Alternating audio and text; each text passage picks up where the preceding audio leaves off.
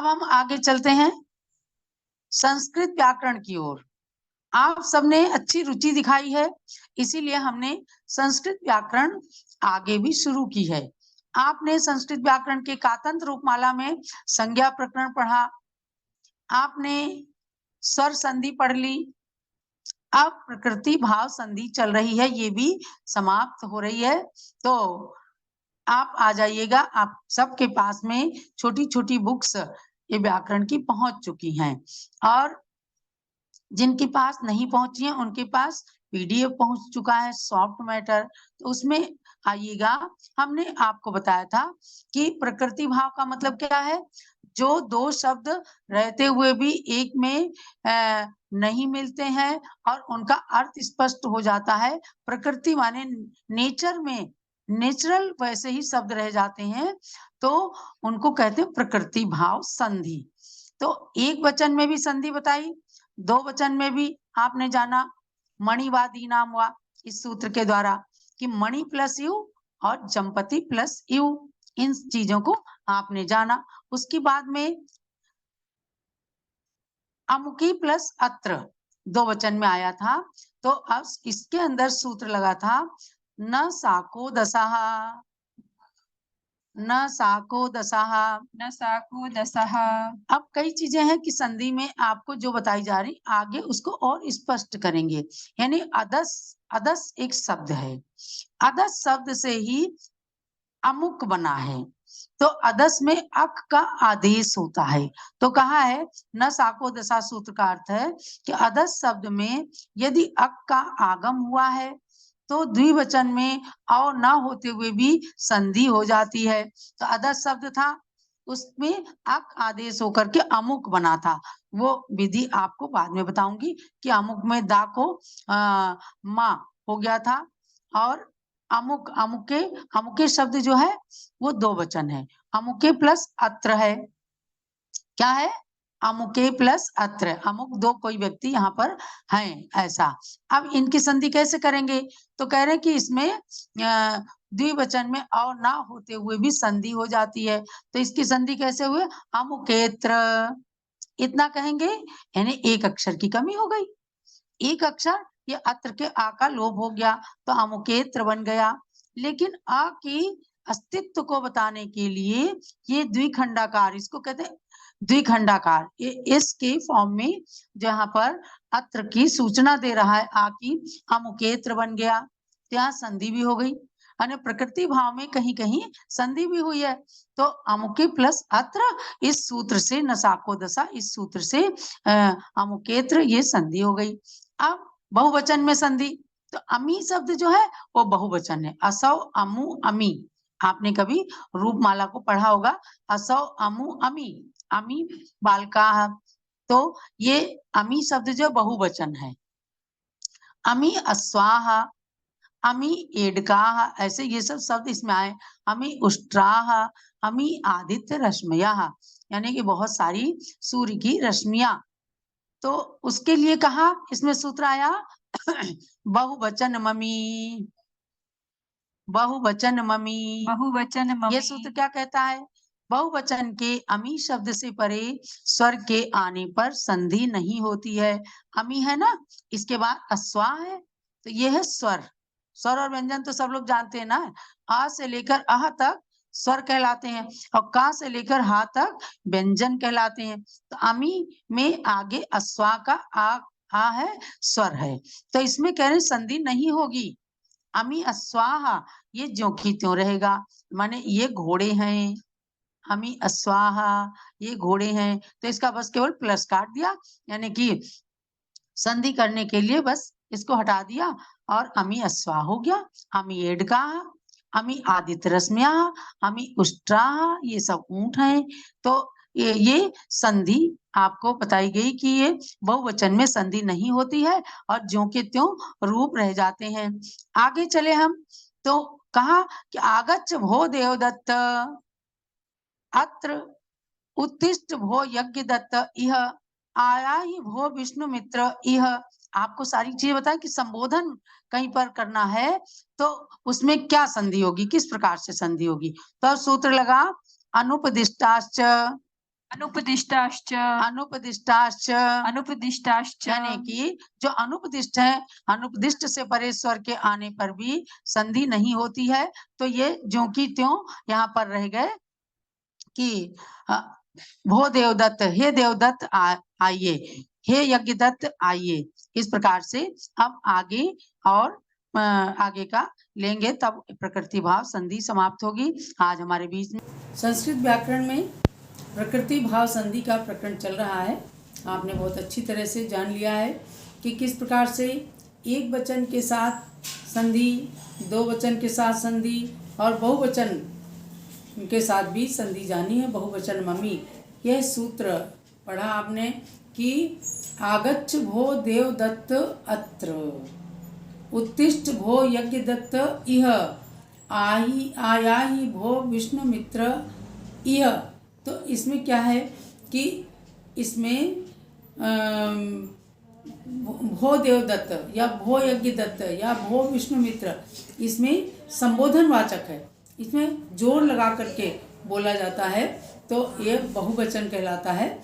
और इसमें तीन मात्राएं इसके अंदर दी गई, इसीलिए इसके अंदर लिखा है तीन का दिया है। अब आगे देखिएगा, जैसे ये भो देवदत्त, यहाँ पर तो संबोधन है, और फिर आया सुश्लोक, इसके लिए एक सूत्र आया है अनुपदिष्टाश्च।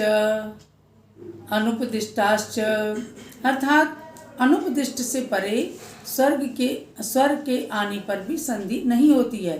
तो इसमें संधि नहीं हुई है, तो इसमें क्या किया है, सुश्लोक इति, यानी अक्षरों के समुदाय में नहीं कहे हुए जो प्लुत स्वर हैं, उनसे परे स्वर के आने पर संधि नहीं होती है। इसलिए ऊपर के वाक्य ये भो देवदत्त, ये ज्यों की त्यों रह गए हैं संबोधनवाचक में। अब उसके बाद में इसको प्लुत कहा। प्लुत में क्या होता है, आगे आपको इसी में बताते हैं कि रस में एक मात्रा होती है, दीर्घ में दो मात्रा होती हैं, और प्लुत में तीन मात्रा होती हैं। अब आगे का सूत्र है नेतौ। नेतौ, ये सूत्र कहता है कि प्लुत से परे इति शब्द के आने पर संधि हो जाती है। जैसे सुश्लोक दिया, सुश्लोक प्लस इति है, तो सुश्लोक का अर्थ दिया है कि हे अच्छे श्लोक, अहो सुश्लोक प्लस इति, तो सुश्लोक केति, आ और ई मिलकर के, इति जब इसमें मिला देंगे तो आ और ई मिलकर के ए हो जाता है, यानी इसके अंदर संधि हो गई है, ये बताया गया है। तो दूर से बुलाने में, संबोधन में, गाने में, रोने में प्लुत संज्ञा होती है, मतलब इसमें खींच करके शब्दों को बोला जाता है। और उसमें ह्रस्व और दीर्घ से भी आगे, जैसे आपने देखा होगा कि गूगल लिखा होता है, तो उसमें कई सारे ओ बने रहते हैं, मतलब गूगल, तो उसमें कई सारे, तो इसमें बताया कि प्लुत माने कि उस चीज़ को जोर से बोलने के लिए प्लुत का प्रयोग किया जाता है। प्लुत एक संज्ञा है, माने जहाँ पर बहुवचन से भी अधिक जोर दे करके संबोधन में बोला जाता है, या गाने में जैसे पंचम स्वर निकाला जाता है, या रोने में बहुत देर तक लोग रोते रहते हैं, या तेज आवाज़ में रोते हैं, तो इन सब में प्लुत संज्ञा होती है, बुलाने में, संबोधन में, क्यों इसमें तीन मात्राएं मानी गई। तो अब आपको एक श्लोक इसके अंदर दिया गया है, एक मात्रो भवेद् ह्रस्वो द्विमात्रो दीर्घ उच्यते, त्रिमात्रस्तु प्लुतो ज्ञेयो व्यंजनम चार्धमात्रकम। बहुत सुंदर बात बताई आपको इन चीज़ों को पहचानने के लिए कि जिसमें एक मात्रा है उसको कहते हैं ह्रस्व।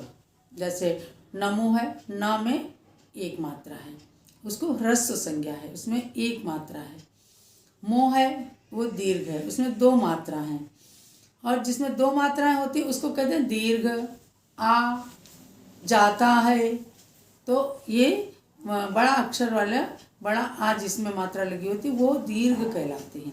जैसे हमने नमो का बताया, न ह्रस्व है, उसमें एक मात्रा है, मो दीर्घ है, उसमें दो मात्रा है।